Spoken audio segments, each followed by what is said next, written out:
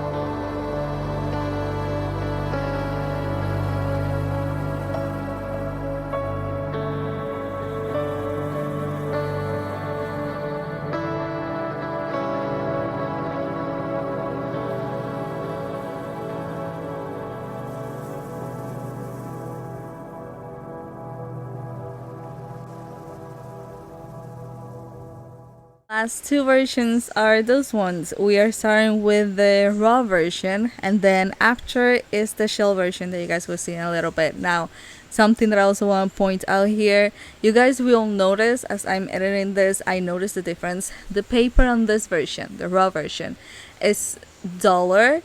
It's very, very thin, very flimsy. I was very scared while turning the pages that something was going to break because it is so thin and so flimsy. And I was like, oh my god, I am scared turning these pages. And even the poster, you'll see that it's very dull and it's also very, very thin.